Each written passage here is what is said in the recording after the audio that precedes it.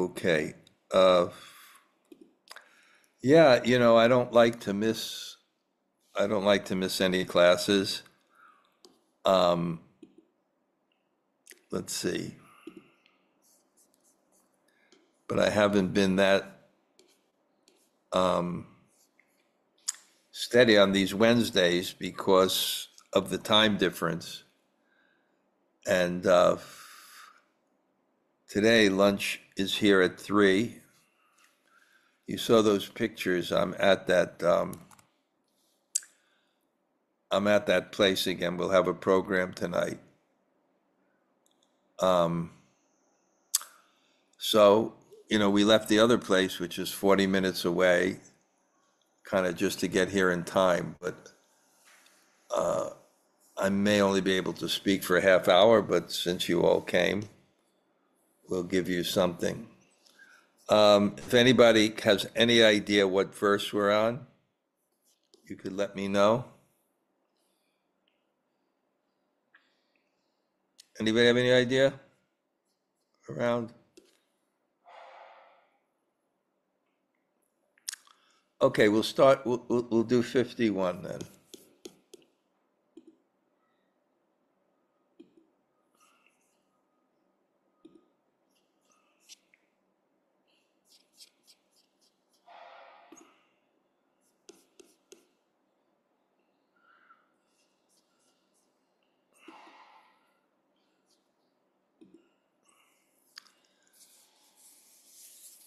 Uh, Book 2, Chapter 2, Text 51.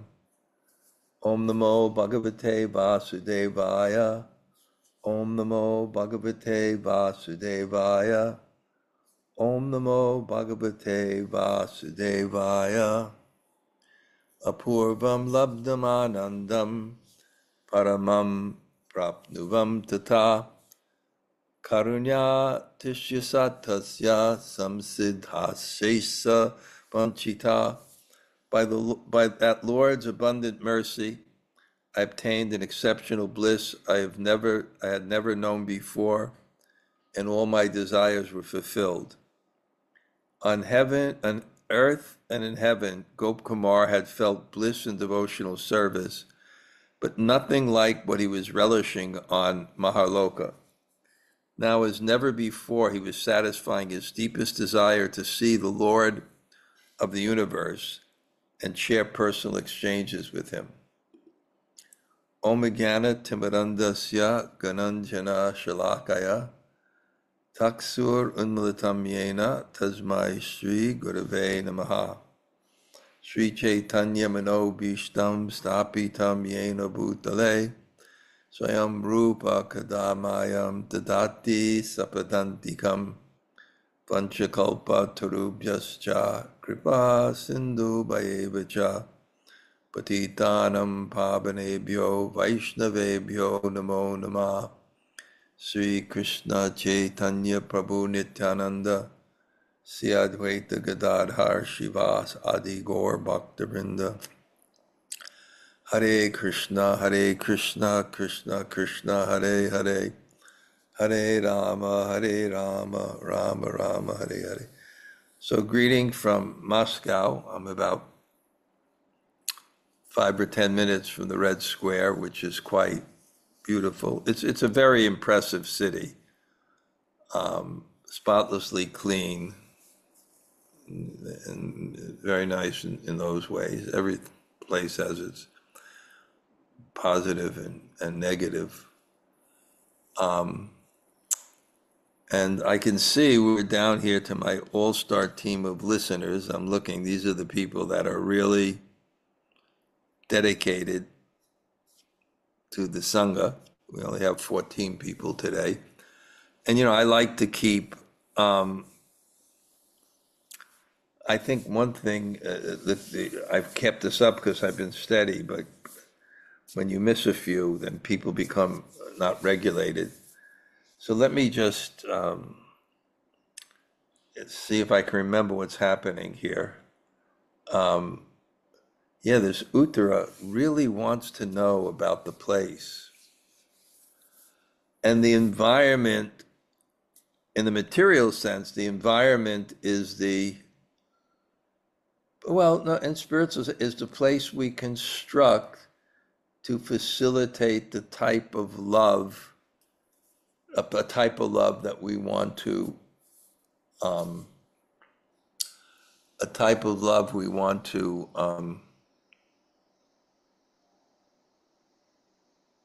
exchange. Of course, we have to buy the place, construct the place, but when God wants to enjoy a particular type of love, then a place manifests to facilitate that love. And you won't be satisfied in your love unless you're in the place that facilitates it. Because there may be demands on the person for different types of relationships. And that was shown at Kurukshetra when Krishna went to Radharani went to Kurukshetra. She wasn't completely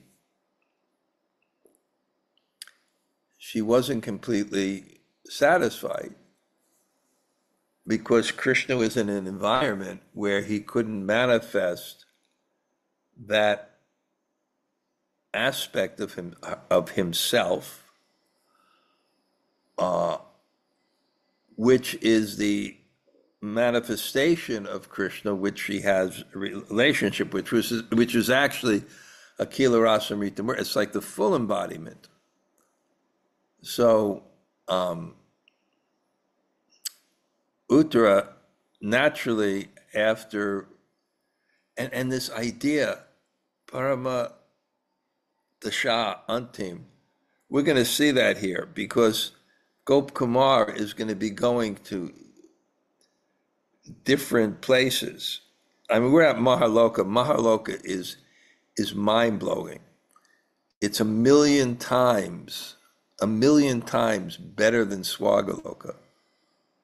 And we're practically still in the minor leagues of the heavenly planets because there's, I think there's Tapaloka, Satyaloka, this Loka, you keep on going. Then there's the layers of the universe, and each layer of the universe has like Varaha, the earth, different presiding deities, which are fuller and fuller manifestations of Krishna, and increasing opulence to offer. I'm actually studying every day Bṛhad-bhāgavatāmṛta with Dhanurdhara Swami, and we had this question because what's happening here on Mahaloka is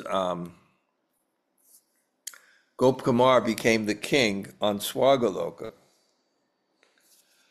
and he was worshiping his the younger brother of Indra, but he's taking the post of Indra, this Gop Kumar. And then these sages come that everyone on Swagaloka, including Upendra, are offering great respects. And he's saying, like, what is this place? What is this place that even these people are bowing down to them, these great sages? And I think Brigamuni or someone on Swagaloka, someone explains that this Mahaloka and these great sages and he wants to go there. And again, this question of satisfaction at each place, but it can't be permanent satisfaction because the presiding deity of each place can't manifest his relationship with Gop Kumar fully. And we see this again in an ordinary place. In a particular environment, you may have a romantic relationship with someone, but in that place you could not manifest it. You may have a friendly relationship with someone, but in a particular place that doesn't suit it, you can't manifest. So And, because when he got initiated with this Gopal mantra, his guru said that, you'll sometime, and I bless you that you'll realize the fruit of your mantra. So he hasn't, the real fruit, the fruit in the sense, the ultimate benefit of it. And it's so interesting because these are such high places, but they keep on going and going and going. And if Sanatana Goswami is supposed to give parama darsha antim of the top place, the end of the top place. So you're getting to these top places. In Mahaloka, they're all niskama. They're pure devotees. They have their own relationship with God as Yageshwara. And there's more opulence than even Swaga. So you're seeing the parama, the top, but you're seeing there's an antim of it that he has to go to ultimately fulfill his particular spiritual destiny. I think we all have a spiritual destiny. We all have a spiritual destiny because we are made of God. We are made for God. We have a relationship with him. We're a particular type of receptacle for a particular type of love. Eko bahusham, the one becomes many for the experience of love. Eko bahusham, the one becomes many for the experience of love. So we're a particular type of receptacle that we're meant to be used in God's service in a particular way. And our ultimate fulfillment will be when we attain that. And the transcendental system, how God moves the world around us according to our deeds and desires, somehow this is the ultimate objective. This is God's will.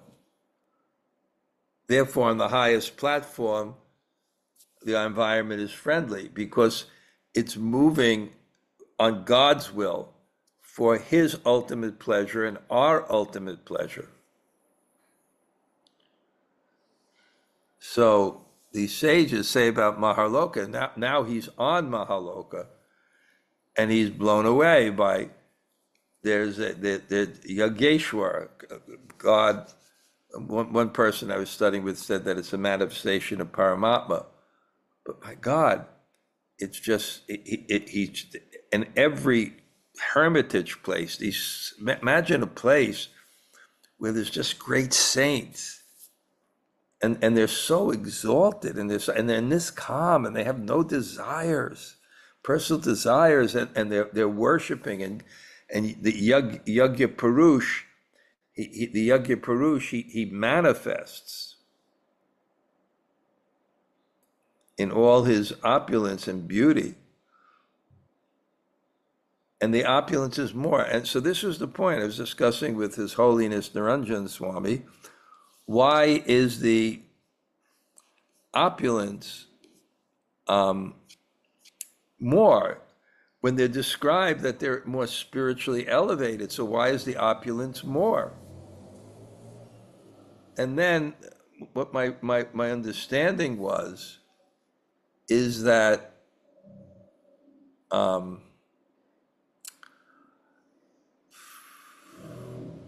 it's an expression of love.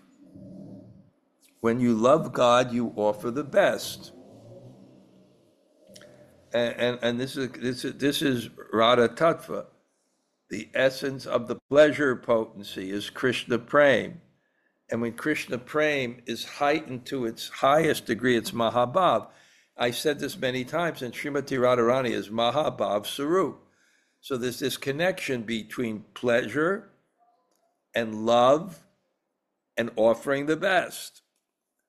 So at higher and higher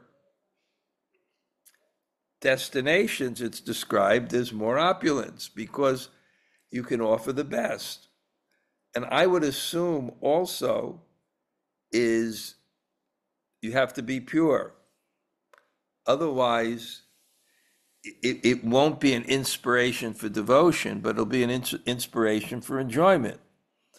So as people are more qualified and a higher level of consciousness, they can deal with more opulence, especially it's still within the material world. It's not Bṛhad Bhakti, but it's Aishwarya, it's reverence. So you express your reverence in offering things that are opulent. Of course, Braj is also opulent. So, and I've told this many times that when I was in the Brooklyn Temple and I visited in 1971, and then there was a tape by some devotee and said, Prabhupada said, if all my devotees became Krishna conscious, we can take over the world in 18 days. And I understood what that meant. Krishna can give you the facilities to serve him according to your level of detachment. So there's this beautiful thing that goes on where it's so opulent, but it's all love. It's not degrading people. The point that Gop Kumar was, when Gop Kumar was Indra, he got all this opulence, and he used it to spread Krishna consciousness. So it's a very elevated, and God reciprocates. I think the previous verse said that he drenched him when he saw Gop Kumar, and he saw when he saw, let me see if I can get that, when he saw how they were worshiping.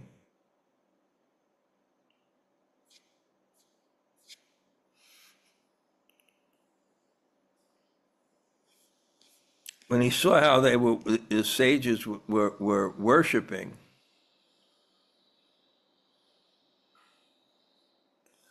okay, now, so when Gop Kumar went there and he was so much appreciating the worship, it said,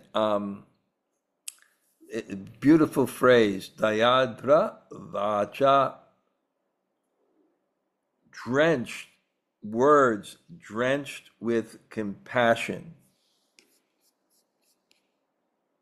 And compassion is a feeling of mercy. It's from superior. Compassion is from superior to subordinate. So it's such a feeling in the mood of servitude or the mood of appreciation that Gop Kumar sees all this, and he has this relationship. It's not fully blossomed, but somehow God knows in all his forms and sees the simplicity, because even when he was king of heaven, he lived in the Nandana gardens. It's very, very beautiful, very, very attractive. Simplicity,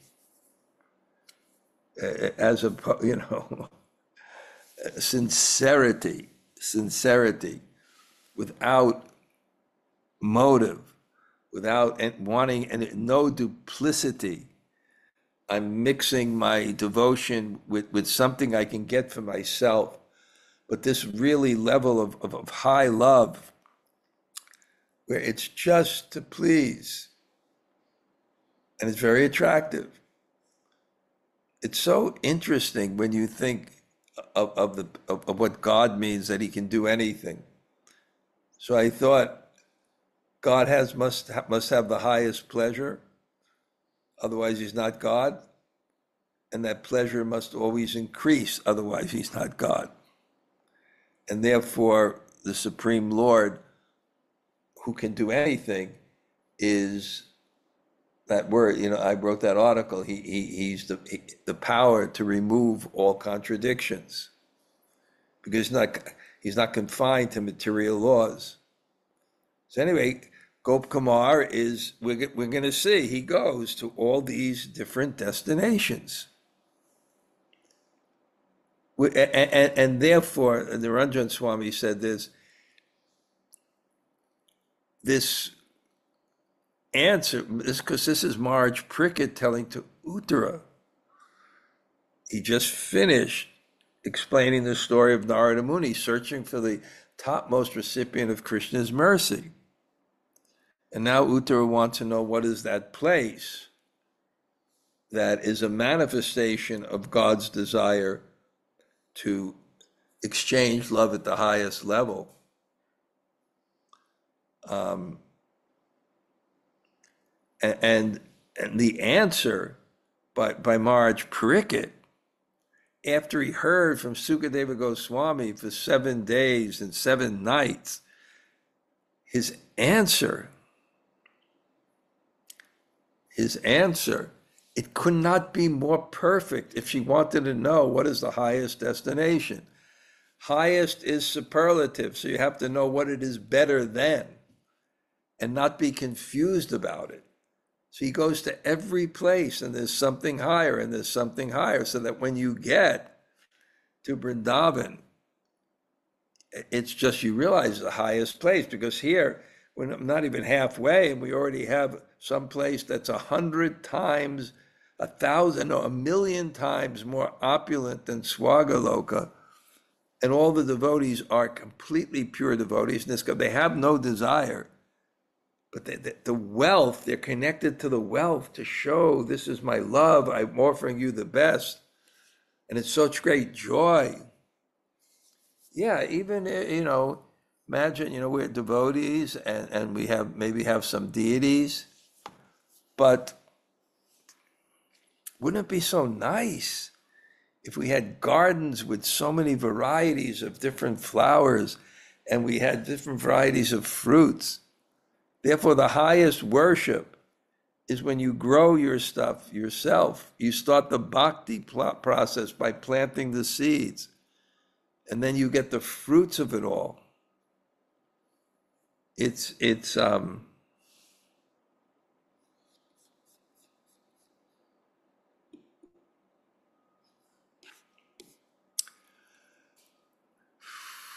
apūrva-labdham, ānandaṁ, paramaṁ, prāpnuvaṁs tataḥ, kāruṇyātiśayāt, tasya, saṁsiddhāśeṣa-vāñchitaḥ. By the Lord's abundant mercy, abundant, ānandaṁ, never before, apūrvam, obtained, ānandaṁ, paramaṁ, ānandaṁ paramaṁ, the supreme Ananda. Atisayas, karuṇya, an excess of mercy. I've attained exceptional bliss I had never known before, and all my desires were fulfilled. Purport: on earth and in heaven, Gopkumar had felt bliss in devotional service, but nothing like what he was relishing on Mahalok. Now, as never before, he was satisfying his deepest desire to see the Lord of the universe and share personal exchanges with him. It's his deepest desire. But the full revelation of the attainment of his deepest desire, which at this time is so satisfying. I gave the example, like a mother, she has the best child, she loves that relationship. Now, she'll never become a lover, and she doesn't want it. But there's this concept of perfect and more perfect. You can't say that Mother Yasoda's love, the love of the cowherd boys, is not perfect. But there's still something. Prabhupada once described it, I like the gradations of love.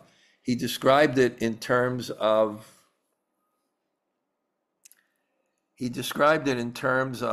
freedom. Freedom. The force of, that's what Raganuga Bhakti is, because there's no anchor of obligation, there's no anchor of distance, there's no anchor of fear. So the force of that love, and God himself wants to increase that love. and experience himself, and he comes down as Chaitanya Mahaprabhu. So all his desires are fulfilled, but still there's something higher. And this is what the amazing thing of this book and this conception of higher and higher and higher realms that are so wonderful, and so, but there's something more. And it ends in Goloka Vrindavan. So I'll have time for one more verse today because lunch is there, and then I'll give you a tour of the place. Dayalunam Maharshinam Sangayetas Brahman Pratyabhasam Tataivaham Adraksham Jagadishvaram. I wandered here and there in the company of the great compassionate sages. They're not just sages, but they're dayalunam, but drenching with just mercy and love. In every dwelling, I saw the universe present in the same way. No matter where Gop Kumar went on Marloka, he found everyone performing Vedic sacrifices. And the Lord of Sacrifice appearing there to eat. So now what I will do, you understand, I came here for, I left just in time to give the class. So let me show you the place. This was the place that the Tsar gave.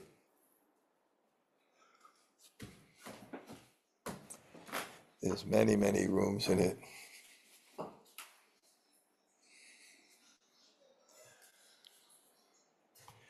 These are just some of the library of his great-grandfather, who was the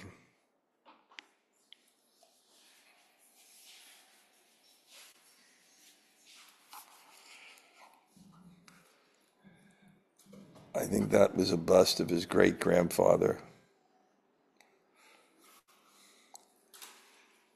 And these are all the kind of famous paintings. And this is the piano by Rachmaninoff.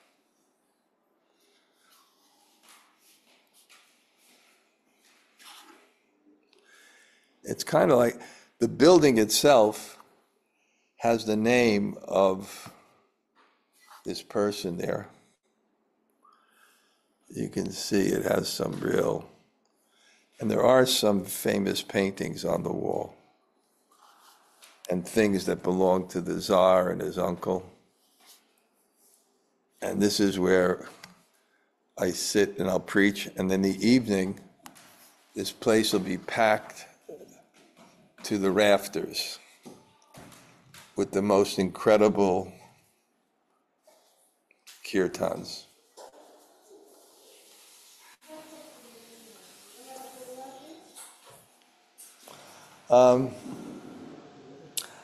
Can you say hello to my friends?